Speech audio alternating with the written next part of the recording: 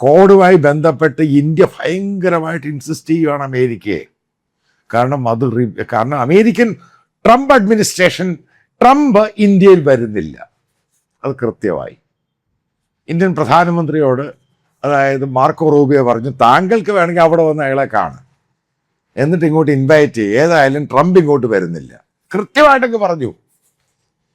Government of India ഷോക്കായിപ്പോയി. കാരണം Trump വരും എന്ന് പറഞ്ഞുകൊണ്ടിരുന്നതാണ്. ആ സമയത്താണ് കൽക്കട്ടയിൽ വരുന്നത്.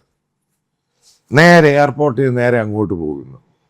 ഇപ്പോൾ ഇവിടുത്തെ സംഘപരിവാർ ക്യാമ്പുകളിൽ പറയുന്ന അയാളെ സ്വീകരിക്കാൻ സുവേന്ദു അധികാരി പോയില്ല. ഇന്ത്യൻ പ്രധാനമന്ത്രി അമേരിക്കയിൽ ഏതെങ്കിലും സ്റ്റേറ്റിൽ പോയി. നിങ്ങൾ കേട്ടിട്ടുണ്ട് ഏതെങ്കിലും അമേരിക്കൻ സീനിയർ ഉദ്യോഗസ്ഥൻ ഇന്ത്യൻ വിദേശകാര്യ വകുപ്പ് മന്ത്രിയുടെ കാര്യമല്ല പറയുന്നത്, അവിടുത്തെ സ്റ്റേറ്റിൻ്റെ ഗവർണർ, ഇന്ത്യയുടെ ചീഫ് മിനിസ്റ്റർ പോലെയാണ് അവിടുത്തെ ഗവർണർ എന്ന് പറയുന്നത്, വന്ന് റിസീവ് ചെയ്യുന്നു. സീനിയർ ആയിട്ടുള്ള ഓഫീഷ്യൽസ്, ആ സ്റ്റേറ്റിൻ്റെ ഓഫീഷ്യൽസ് റിസീവ് ചെയ്യുന്നു എന്ന് നിങ്ങൾ ഇന്ന് വരെ കേട്ടിട്ടുണ്ടോ? അതായത് പണ്ട് നെഹ്റുവും ഇന്ദിരാഗാന്ധിയൊക്കെ ഉണ്ടായിരുന്ന സമയത്ത്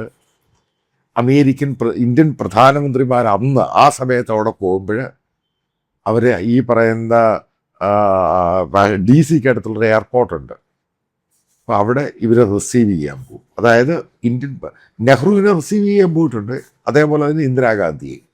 അതേപോലെ തന്നെ നിങ്ങൾ കേട്ട് കാണും, രാജീവ് ഗാന്ധി പ്രധാനമന്ത്രിയായ സമയത്ത് റൊണാൾഡ് റീഗൻ അദ്ദേഹത്തെ COFN വൈറ്റ് ഹൗസിൽ നിന്ന് ഇറങ്ങി വന്നു.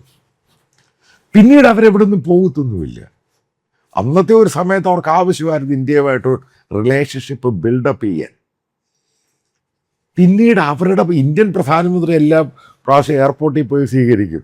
അമേരിക്കൻ പ്രസിഡന്റ് ഈ പറയുന്ന ട്രംപോ അതിനു മുമ്പിരുന്ന ജോ ബൈഡനോ അല്ലെങ്കിൽ ക്ലിൻ്റനോ ബറാക് ഒബാമ ഇവരൊന്നും ആരിലും പോയി എയർപോർട്ടിൽ പോയി അവർ റിസീവ് ചെയ്യാറില്ല.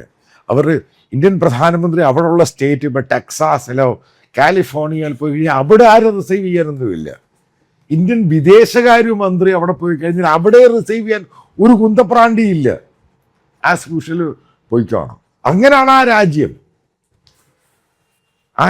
അങ്ങനെയാണ്.